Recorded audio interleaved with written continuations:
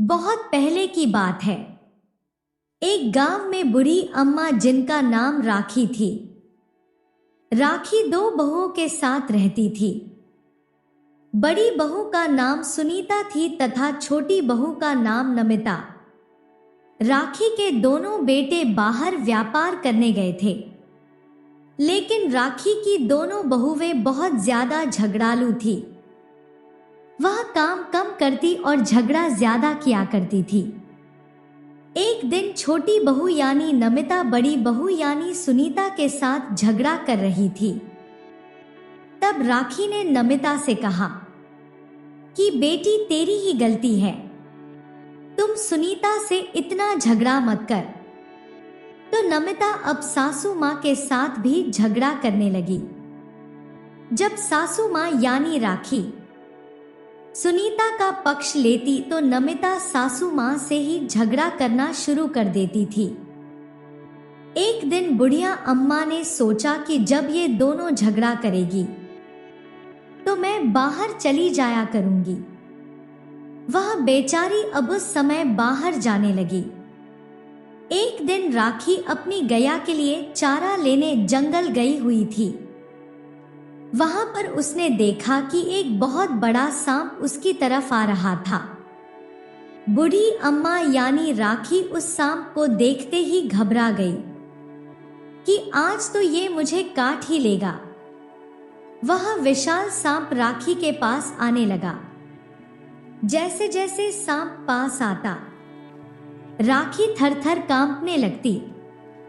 तब वह सांप बोला, अम्मा तुम डरो नहीं, मैं तुम्हें कुछ ना करूंगा।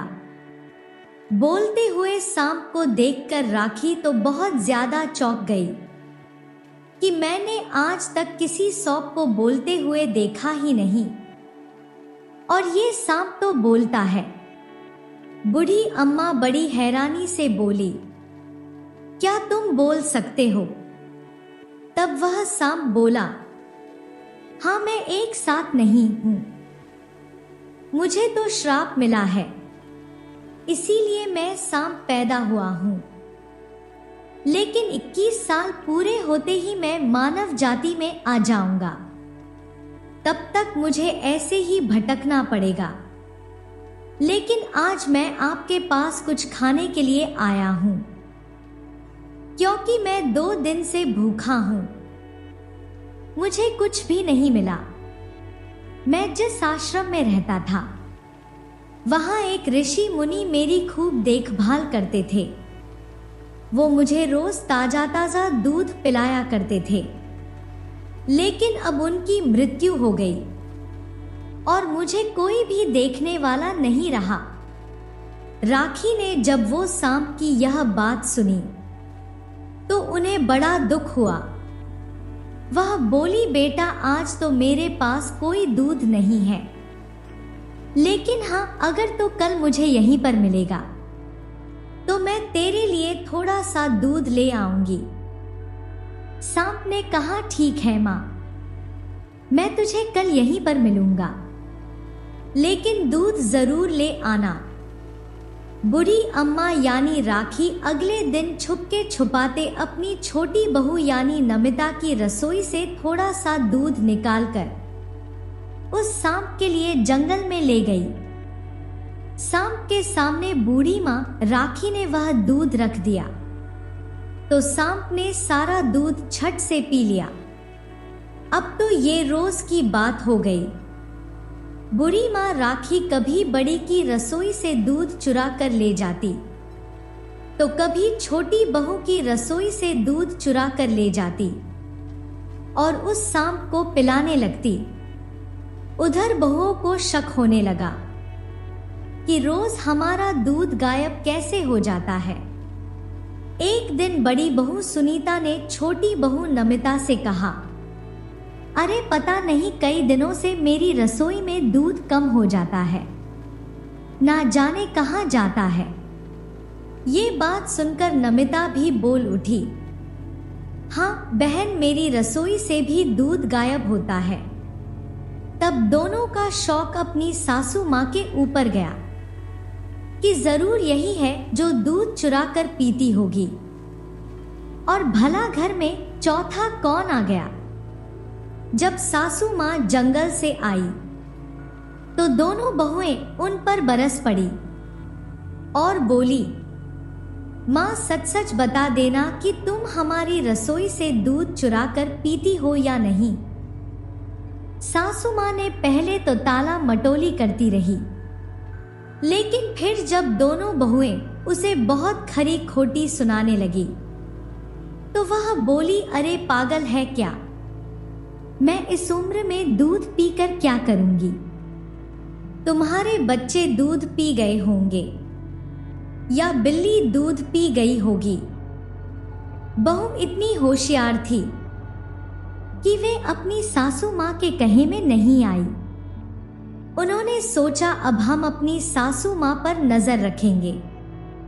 अगले दिन दोनों बहुएं सासू माँ राखी पर नजर रखने लगी, लेकिन उसे बूढ़ी अम्मा राखी को कुछ ना पाता था कि ये दोनों मुझ पर नजर रखे हैं। उसने रोज की तरह दूध एक कटोरा में लिया और जंगल की ओर जाने लगी। दोनों बहू भी अब बूढ़ी अम्मा राखी के पीछे पीछे वह उस जंगल तक आ गई कि देखे तो ये इस दूध का क्या करती है। जब देखा तो वह एक बड़े से सांप को दूध पिला रही थी। ये देखकर दोनों बहुएं बहुत ज्यादा घबरा गई कि ये तो बड़े सांप को दूध पिलाती है। इसका मतलब हमारी सासू माँ के पास या तो कोई जादुई शक्ति है, नहीं तो यह भी कोई चुड़ैल है जो ये बड़ा सांप इसे कुछ भी नहीं कहता। नहीं तो इसे काट क्यों नहीं लेता? दोनों बहुएं डर के मारे वहां से घर वापस आ गई।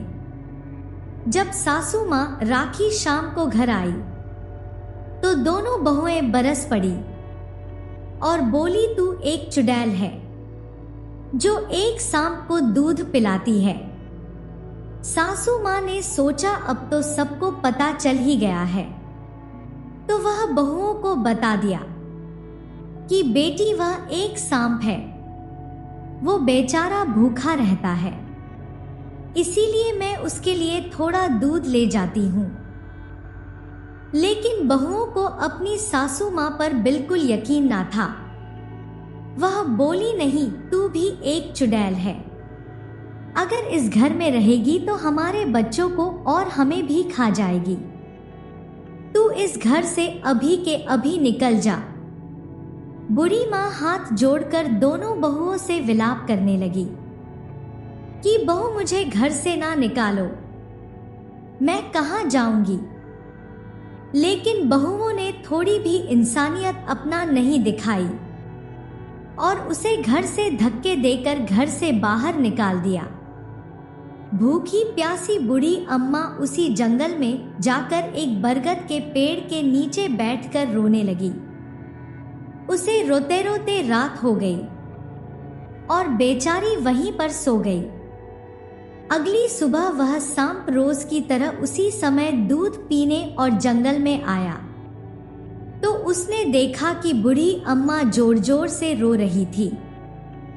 सांप ने पूछा, अम्मा तुम क्यों रो रही हो और आज क्या मेरे लिए दूध नहीं लाई?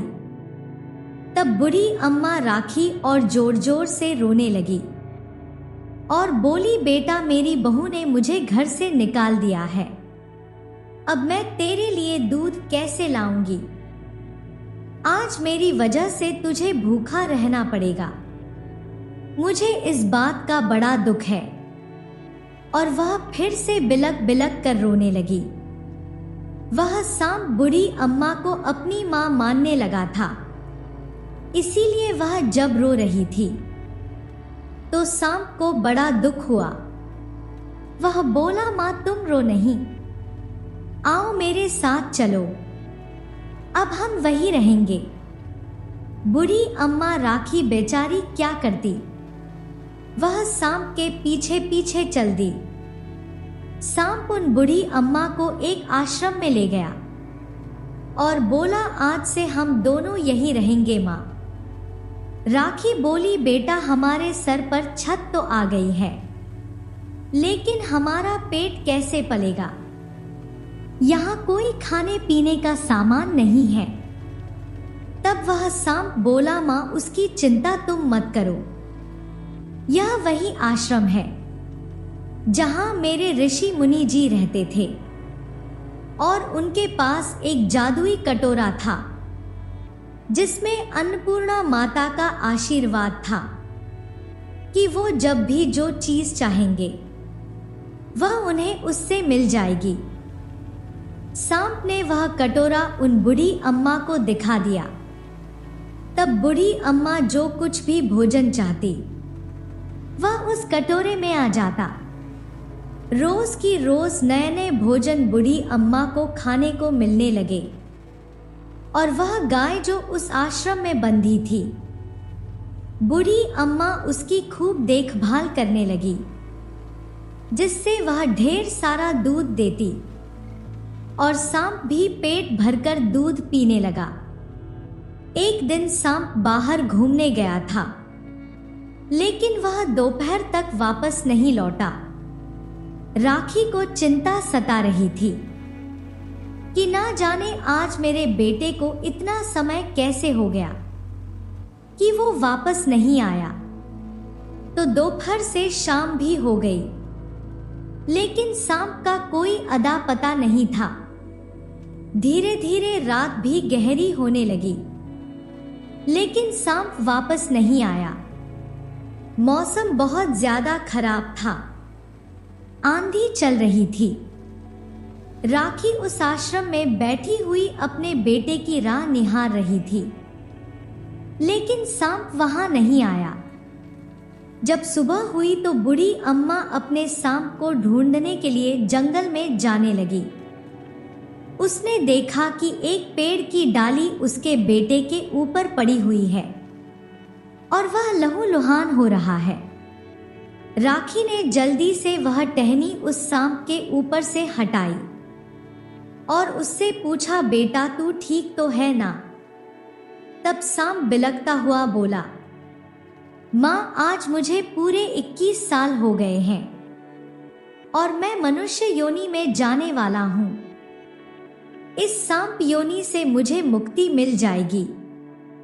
यही सोचकर मैं इस पेड़ के नीचे बैठा था, लेकिन अचानक से तूफान आ गया और एक टहनी टूटकर मेरे ऊपर गिर गई, जिससे मैं लहूलुहान हो गया। माँ मुझे बचा ले, मैं मनुष्य योनि में जाना चाहता हूँ। तब वह बूढ़ी अम्मा सबको आश्रम में ले गई और उसके ऊपर उसने कुछ जड़ी बूटियों का लेप बनाकर लगाया, तो धीरे धीरे वह सब ठीक हो गया। जैसे जैसे सांप ठीक हो रहा था, वैसे वैसे ही वह मनुष्य योनि में आ रहा था। ये सब बूढ़ी अम्मा अपनी आंखों से देख रही थी और उसे बड़ा आश्चर्य हो रहा था कि क्या ये भी हो सकता है। धीरे धीरे वह पूरा मनुष्य योनि में आ गया और एक सुंदर राजकुमार बन गया। तब बूढ़ी अम्मा राखी बोली, बेटा अब तो तू एक राजकुमार बन गया है, तो क्यों ना तेरे राज्य को चले जहां पर तू पैदा हुआ था। तब राजकुमार बोला, माँ मैं उस राज्य को नहीं जाऊंगा जिस माता पिता ने मुझे जंगल में फेंक दिया। मैं उनके साथ नहीं रहना चाहता हूं। तभी बूढ़ी अम्मा, बेटा एक बार सच्चाई जान ले, फिर उसके बाद भले ही तुम यहां आ जाना। अब राजकुमार बूढ़ी अम्मा के साथ उसी राज्य में पहुंच गया जो ऋषि मुनि ने उसे बताया था। राजकुमार जब उस राज्य में गया तो जो भी उसे देखता देखते ही रह जाता, क्योंकि राजकुमार बहुत सुंदर था। सब यही सोचते कि इतना सुंदर लड़का हमारे राज्य का राजकुमार होता तो कितना अच्छा होता। वह जब महल में पहुंचा तो मंत्री से पूछा कि इस महल के राजा रानी कहाँ है। तब मंत्री ने कहा कि हम आपको उनसे नहीं मिलवा सकते, क्योंकि उनकी हालत अभी बिल्कुल ठीक नहीं है। राजकुमार ने पूछा, क्यों, उन्हें ऐसा क्या हुआ जो वह ठीक नहीं है? तब मंत्री ने सारी बात बताई कि एक बार हमारी रानी गर्भवती थी। पूरा राज्य बहुत खुश था कि हमारी रानी इस राज्य की वंश को आगे बढ़ाने वाली है। लेकिन अफसोस, जिस दिन उन्हें संतान हुई, वह ना तो बेटा थी और ना बेटी थी। वह एक नाग था, जिसे देखकर राजा रानी बड़े दुखी हुए कि इस सांप को देखकर तो प्रजा डर जाएगी, यह हमारा राज्य कैसे संभालेगा। उन्होंने एक ज्योतिषी को बुलवाया तो उन्होंने बताया कि यह 21 साल तक इसी योनि में रहेगा और उसके बाद यह एक राजकुमार बन जाएगा। तब राजा उस सांप को एक आश्रम में छोड़ आए। तब उन ऋषि मुनि ने ही उनका पालन पोषण करने की जिम्मेदारी उठाने को कहा था कि मैं 21 साल तक इसकी जिम्मेदारी उठाऊंगा, और जब यह राजकुमार बन जाएगा तो मैं तुम्हारे राज्य को इसको लेकर आ जाऊंगा। आज पूरे 21 साल हो गए हैं। मैं उन ऋषि मुनि की प्रतीक्षा कर रहा हूं कि वे कब हमारे राज्य के राजकुमार को लेकर यहां आएंगे। तब वह राजकुमार फिर से बोला, लेकिन एक बार राजा रानी से हमें मिला दीजिए, हम उनसे मिलना चाहते हैं। फिर सेनापति ने कहा कि तुम इतनी जीत तो कर रहे हो बेटा, लेकिन वह अपनी सूझ बुद्ध खो चुके हैं। उन्हें अपनी संतान से अलग होने का बड़ा दुख हुआ है, इसीलिए वो किसी को कुछ भी बोल देते हैं। लेकिन राजकुमार नहीं माना, वह उनसे मिलने की जिद करता रहा। तब सेनापति उन्हें एक कमरे में ले गए। उसने राजा रानी को जब देखा तो वह बहुत ही खराब हालत में थे। उनके दशा अच्छी नहीं थी। उसने जाकर उनके पैर छुए तो राजा रानी सोचने लगे कि यह हमारे पैर क्यों छूता है। तब उसने कहा, माँ बाबा, मैं ही तुम्हारा बेटा हूं, जो सांप था और तुम मुझे जंगल में छोड़ आए थे। आज 21 साल हो गए हैं और मैं एक मनुष्य योनि में आ गया हूं।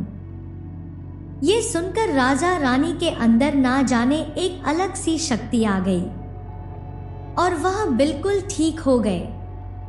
अपने बेटे को गले से लगा लिया और सेनापति को बुलाकर उसके राजतिलक की तैयारी करने को कह दिया। अब उस राजकुमार का राजतिलक हो गया और उसने उसे राज्य को संभाल लिया। वह बूढ़ी अम्मा राखी भी उसी के साथ उसके राज्य में खुशी खुशी रहने लगी। वह बोला कि आप मेरी धर्म की माँ हो और यह मेरी जन्म देने वाली माँ है। दोनों के बिना ही नहीं रह पाऊंगा, अब दोनों एक साथ ही रहोगी। बूढ़ी माँ को भी अपने बेटे का प्यार मिल गया था और वह सारी सुख सुविधा उसे प्रभु ने दे दी थी जिनकी वह अधिकारी थी। उधर उसकी दोनों बहुएं और बेटों में खूब झगड़ा होता और वो कभी ना सुधरे और उनकी दशा बस से बदतर होती चली गई।